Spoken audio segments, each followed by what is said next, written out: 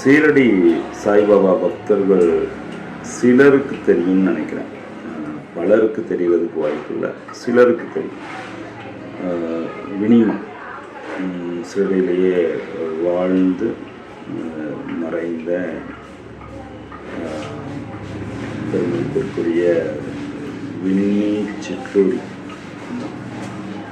அதாவது அவர்களை பற்றி சில பக்தர்களுக்கு தெரியும், பலருக்கு தெரியாதுன்னு சொல்கிறது காரணம் என்னென்னா, இன்றைக்கு இருக்கக்கூடிய பக்தர்கள், இன்றைக்கு ஒரு 4-5 வருடத்துக்கு முன்னாடி வரைக்கும் இல்லை, ஒரு 10 வருஷம்னு வச்சுக்கோங்களேன். இந்த 10 வருஷத்துக்கு அப்புறம் இப்போ இருக்கக்கூடிய அந்த 10 வருடமாக இருக்கக்கூடிய பக்தர்கள் இருக்காங்க பார்த்தீங்கன்னா, முக்கியமாக தமிழ்நாட்டில் இருக்கக்கூடிய பக்தர்களுக்கு வெளிமாவை பற்றி தெரியறதுக்கு அதிக வாய்ப்பு இல்லை. காரணம், அவர்களை பற்றிய தகவல்கள் அதிகமாக பார்த்திங்கன்னா இங்கிலீஷ்லேயும் ஹிந்திலையும் தான் இருக்குதுன்னு நினைக்கிறேன். தமிழில் ரொம்ப குறைவு. நம்ம தீபக் சாய் இருக்கார்ல, ஆவோ சாய் பிஜிலி, அவரை போன்ற சிலர் தமிழில் அவங்கள பற்றி பதிவு செய்திருக்காங்க. ஆனால் எனக்கும் அவர்களுக்குமான அந்த பந்தம் பார்த்திங்கன்னா, அவர்கள் ஒரு ருணானுபந்தம்னு ஒரு புக்கு செஞ்சுருப்பாங்க பாபாவை பற்றிய அந்த புத்தகம். அந்த புத்தகத்துடைய அந்த டைட்டில் ருணானுபந்தம் எனக்கு அவர்களோடு இருக்கக்கூடிய அந்த ருணானுபந்தம் அது ரொம்ப வார்த்தைகளால் விவரிக்க முடியாத ஒரு ருணானுபந்தம். எப்படின்னா, நான் 2000 ஷிரடிக்கு போக ஆரம்பித்தேன். அப்போது நான் ரெகுலராக ஷிரடிக்கு போகும்போது எந்த வருடம்லாம் சொல்ல தெரியல, இவர்களை பற்றி கேள்விப்படுறேங்கிறத பார்க்குறேன். 2008 அந்த டைமில் இருக்குன்னு நினைக்கிறேன், அது என்னன்னு தெரியல, ஞாபகம் இல்லை. அதிகமாக நான் அவர்களை பார்க்குறது எப்போ பார்த்தேன்னா, சுவாமி மெட்ராஸ் ஹோட்டல், அந்த ஹோட்டலுக்கு அவங்க வருவாங்க, சில பக்தர்களோடு வருவாங்க, காஃபி சாப்பிட வருவாங்க, டிஃபன் சாப்பிடுவாங்க. அந்த காஃபி சாப்பிட்ற டிஃபன் சாப்பிட்ற டைம்ங்கிறது அவர்களுக்கு அந்த அவங்க பேசுகிறதுக்கான ஒரு நேரமாக தான் இருக்கும். அதிகமான நேரம் கலந்துரையாடல், அதுதான் அதிகமாக இருக்கும் அந்த பக்தர்களுக்கும் இவர்களுக்கும். இது எல்லாமே நான் தூரத்தில் இருந்து தான் நான் பார்த்துருக்கேனே தவிர என்ன யாருன்னே அவங்க பார்த்தது கூட கிடையாது. அப்படி தான் போயிட்டு இருந்தது. நான் ரொம்பவும் ட்ரை பண்ணவும் இல்லை. நான் யாருடைய நட்புக்கும் நான் ரொம்ப முயற்சி செய்ய மாட்டேன் எப்போதுமே. அதனால் நானும் பார்க்குறதோட சரி அப்படியே நானும் கடந்து வந்துடுவேன்.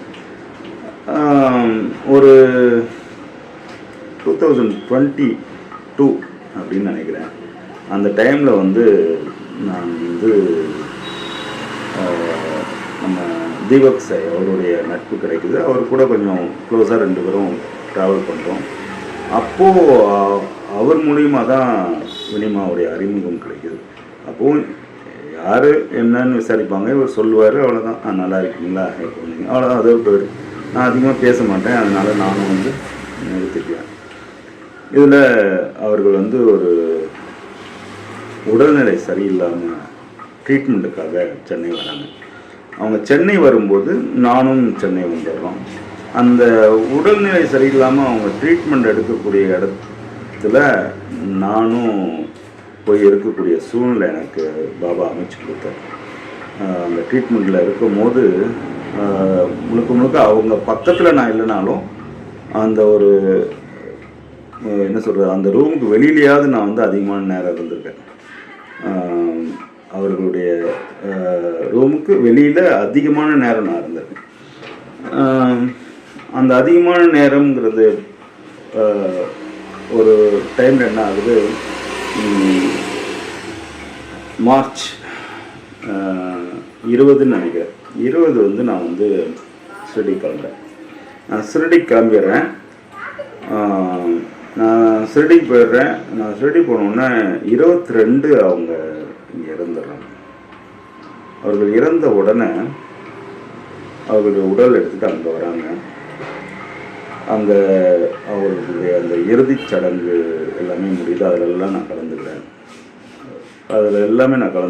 அதில் கலந்துக்கிறேங்கிறது மட்டும் இல்லாமல் அந்த இறுதிச் சடங்கு முடிஞ்சு அந்த அடுத்து அந்த ஒரு வருடத்துக்கான ஒரு வழிபாடு, அதாவது அந்த சடங்கு முறைகள், அந்த மகாராஷ்டிரா மண்ணில் வந்து இறந்தவர்களுக்கு வந்து ஒரு வருடத்திற்கு மாதம் வந்து ஒரு சில சடங்கு முறைகள் இருக்கும்ல, வீட்டில் அந்த படைக்கிறது அந்த மாதிரிலாம், அது போன்ற அந்த ஒரு வருஷமும் நான் அங்கேயே இருக்கேன். சிறுதிலே நான் இருக்கேன்னு சொல்கிறத விட பாபா இருக்க வைக்கிறாரு. அம்மா அவர்களுக்கும் எனக்குமான அந்த ருணானுபந்தம் வந்து நேரில் அவங்க உயிரோடு இருக்கும்போது அதிகமாக நான் பேசினதில்லை, அதிகமாக நான் அவர்கள் கூட இருந்ததில்லை. ஆனால் அந்த ஆத்மா வந்து ஏதோ ஒரு பூர்வ ஜென்மத்துடைய பந்தம்ங்கிறது அவங்க இறந்ததுக்கப்புறம், அந்த அவங்க உடல்நிலை சரியில்லாத டைமில் இருந்து அவங்க ட்ரீட்மெண்ட்டில் இருந்ததுலேருந்து அடுத்து இறந்ததுக்கப்புறம் அவங்க பாடி அங்கே சிறுடி கொண்டு வந்ததுலேருந்து அவர்களை வந்து தகனம் பண்ணுற வரைக்கும் அங்கே தான் இருக்கேன். முடிஞ்சு அந்த ஒரு வருடமும் வந்து அந்த மாதம் அந்த டேட்லேயோ அந்த திதி கணக்கில் அவர்கள் வீட்டில் செய்யக்கூடிய எல்லா பூஜைகள்லையும் நான் கலந்துக்கிறேன். இது எதுவுமே நான் ட்ரை பண்ணல. நான் வந்து இது இருக்கணும், இவங்க அந்த ஒரு வருஷம் இருக்கணும் அதெல்லாம் நான் எதுவுமே நான் நினைக்கல. ஆனால் எனக்கு வந்து அந்த ஒரு பாக்கியத்தை வந்து பாபா ஏற்படுத்தி கொடுத்தாரு. ஏன்னு தெரியல. அப்போல்லாம் அவருக்கு அந்த ஒவ்வொரு பூஜைக்கும் மாதம் அந்த பூஜைக்கு என் கூட கலந்துக்கிட்டவங்க கூட ஒரு சில மாதங்கள் மிஸ் ஆகிட்டாங்க.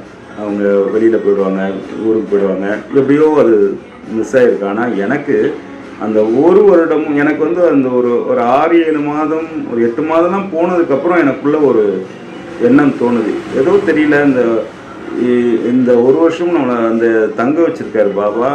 அம்மா ஏதோ ஒரு கடமை இருந்திருக்கு நமக்கு, அவங்களுக்கும் நமக்கும். அதுதான் வந்து இன்றைக்கு வந்து இப்படி தொடர்ந்து போயிட்டுருக்கு. இந்த 8 மாதம் போகும்போது எனக்குள்ள ஒரு தயக்கம், ஒருவேளை நம்ம அடுத்த மாதம் இருக்காமல் கிளம்பிடுவோமோ, சென்னை போயிடுவோமோ, இல்லை அதுக்கு அடுத்த மாதம் கிடைக்காதோ, கிளம்பிடுவோமோ அப்படிங்கிறது ஒரு எண்ணம் மட்டும் எனக்குள்ளே வருது. ஆனால் நான் அப்போவே நான் புரிஞ்சுக்கணும், சரி பாபா நினச்சா இருப்போம், இல்லைன்னா பாபாவை மீறி என்ன பண்ண முடியும் அப்படின்னு நினச்சிடுவேன். ஆனால் அடுத்த மார்ச் 2023 மார்ச் அந்த ஒரு வருட நிறைவு பூஜையில் கூட நான் கலந்து அதுக்கப்புறம் நான் ஜூனில் தான் நான் சென்னை வந்தேன். அப்போது அந்த ஆத்மாவுக்கும் நமக்கும் ஏதோ ஒரு பூர்வ ஜென்மத்துடைய அந்த பந்தம் பாருங்கள், அந்த பந்தம் அந்த கடைசி டைமில் நம்மளை கொண்டு போய் வச்சு, நமக்கும் அவர்களுக்கும் எந்த சம்மந்தமுமே இல்லை. அவங்க வாழ்நாளில் இத்தனை வருட காலம் அவங்க சிறுடியிலேயே கிட்டத்தட்ட 90s வந்திருப்பாங்கன்னு நினைக்கிறாங்க. 2022 அவங்க இருக்கிறாங்க. அது அத்தனை காலம் இருந்தவங்களோட நம்ம வந்து அதிகமான ஒரு அசோக் குமார்னா யாருன்னே தெரியாது. அவங்களோட வாழ்நாளில் அவங்க இறக்குற வரைக்குமே மேக்ஸிமம் நான் வெளியில் உட்கார்ந்துருந்தேன்னு சொன்ன பார்த்தீங்களா, அந்த ஒரு மாத காலம் கூட அசோக்னு ஒருத்தன் அப்படிங்கிறது கூட அந்தளவுக்கு அவங்க மைண்டில் வந்திருக்குமானலாம் தெரியாது. ஆனால் அந்த ஆத்மாவுக்கும் நமக்கும் ஏதோ ஒரு பந்தம் இருந்திருக்கு. அந்த பந்தம் தான் வந்து நம்மளை கொண்டு போய் அங்கே இருக்க வச்சு அந்த ஒரு வருட காலமும் அவர்களுடைய அந்த கடைசி நிகழ்வில் இருந்து அவர்களுக்கு அந்த ஆத்மாவுக்கு செய்யக்கூடிய அந்த ஒரு வருட பூஜைகள்லையும் நம்ம கலந்து வச்சு அவங்க வீட்டில் அதெல்லாம் எனக்கு வந்து இன்றைக்கு யோசிச்சுட்டு இருந்தேன். இன்றைக்கி என்னமோ தெரில, மினிமாவுடைய ஞாபகம் வந்துகிட்டே இருந்தது. அடிக்கடி ஞாபகம் வரும், கடந்து போயிடுவேன். ஆனால் என்னமோ தெரில, இன்றைக்கி காலையிலேருந்தே அந்த ஞாபகம் வந்துகிட்டே இருந்ததா. சரி, ஓகே. அது அப்போ யோசிக்கும் போது சில அந்த நிகழ்வுகள்லாம் யோசிக்கும்போது எனக்கு வந்து சரி இந்த வீடியோவாக பதிவு பண்ணலாமே அப்படின்னு மனசில் தோணுச்சு. இதில் இன்னொரு பெரிய ஒரு முக்கியமான ஒரு விஷயம் என்னென்னா, அந்த 2021 22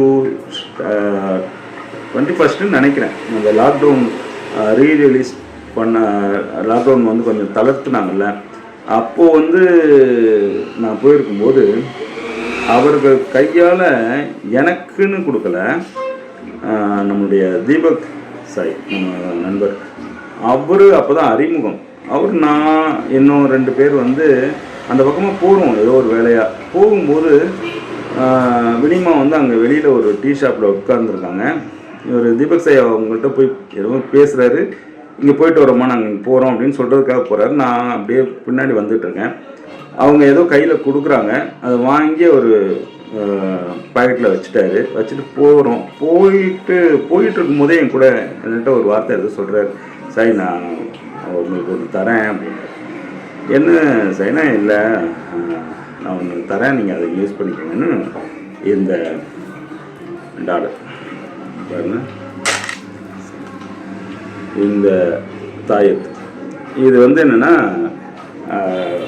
இந்த தாயத்து உள்ள அவர்கள் அந்த 90s வந்திருக்கும் போது துணியை வந்து புனரமைப்பு பண்ணுவாங்கள்ல, அந்த துணியை வந்து மறுபடியும் ஆரம்பத்தில் இருந்த துணியை வந்து உடச்சி எடுத்துகிட்டு புதுசாக கொஞ்சம் பெருசாக கட்ட ஆரம்பித்தாங்க பார்த்தீங்களா. அப்போது அந்த உடைக்கும் போது அந்த பழைய துணியை உடைச்சி அதில் இருக்க கல் மண் அந்த இதெல்லாம் எடுக்கும் போது அதிலேருந்து இவங்க எடுத்து வச்சுருந்த அந்த மண், அந்த ஊதி, இது எல்லாமே அவர்கள் வந்து இந்த இதில் போட்டு சீல் பண்ணி வச்சுருந்துருக்காங்க. இது வந்து யாருக்காக அவங்க கொடுத்தாங்கன்னு தெரியல. அந்த நேரத்தில் அவர் தீபக் சாய் கைக்கு வந்தோன்னா அவர் எனக்கு அதை கொடுத்தாரு, நீங்கள் இதை வச்சுக்கோங்க எனக்கு போட்டுருங்க. இதுவும் இன்னைக்கு அந்த அவங்க வந்து கடைசியாக எனக்கு கொடுத்தது, அது அவங்க கொடுத்தது எனக்கு தான் வந்து என் கையில் தான் இருக்கான்னு கூட அவங்களுக்கு தெரியுமான்னு தெரியாது. இது எதுக்காக நான் சொல்ல வரேன்னா, பாபா சொல்லுவார், எந்த ஒரு ஜீவனும் பூர்வ ஜென்மத்துடைய சம்பந்தம் இல்லாமல், தொடர்பு இல்லாமல் உங்களிடம் வருவதில்லை. அப்போது அந்த மாதிரி அந்த பூர்வ ஜென்மத்துடைய பந்தம் தான் நம்மளை வந்து ஒரு ஜீவன் நம்ம கூட சேர்றாங்க. நம்ம ஒரு நாயோ பூனையோ மனுஷனோ யார் நம்ம கூட வந்தாலும், நம்மக்கிட்ட வந்தாலும் அவங்க வந்து பூர்வ ஜென்மத்துடைய பந்தம். அந்த பந்தத்துக்கு நம்ம வந்து மதிப்பு கொடுக்கணும், முக்கியத்துவம் கொடுக்கணும். அதுதான் பாபா சொல்லுவார், அந்த அவங்களுக்கு உங்களால் உதவி செய்ய முடியலனாலும் அதை வந்து அவங்கள வந்து கடுமையாக நடந்துக்காதீங்க அப்படின்னு சொல்லுவார். அதனால் இது வந்து எனக்கு பூர்வ ஜென்மத்துடைய பந்தம் அப்படிங்கிறது வந்து என் வாழ்க்கையில் வினிமாவுக்கும் எனக்கும் வந்து அந்த பூர்வ ஜென்மத்துடைய பந்தம் இருந்திருக்கு. அந்த பந்தத்துடைய அந்த ஈர்ப்பு தான் என்னை வந்து அவர்களுடைய அந்த கடைசி காலத்தில் என்னை கூட கொண்டு போய் வச்சுருந்து கடைசி நேரத்தில் ரொம்பவே எனக்கு ரொம்பவே ஆத்ம திருப்தியை கொடுக்கக்கூடிய ஒரு நிகழ்வு, என் வாழ்க்கையில் மறக்க முடியாத நிகழ்வு. அதுதான் பாபா வந்து நமக்கு அந்த பூர்வ ஜென்மத்துடைய அந்த பந்தம் அப்படிங்கிறது, எனக்கும் நாங்கள் வினிமாவுக்கும் அந்த பூர்வ ஜென்மத்துடைய அந்த பந்தம் வந்து இருந்திருக்கு. அந்த பந்தத்துடைய தொடர்பு தான் வந்து அந்த கடைசி நேரத்தில் நம்மளை அங்கே கொண்டு போய் அந்த கிட்டத்தட்ட ஒரு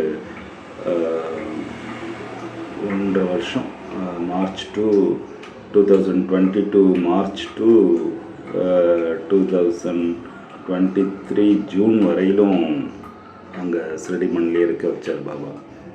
அது என் வாழ்க்கையில் ரொம்பவே மறக்க முடியாத காலகட்டம். அது என்னமோ தெரில, இன்றைக்கு அது பகிர்ந்துக்கணும் அப்படின்னு தோணுச்சு உங்களோட. அதனால் இந்த வீடியோ. நன்றி.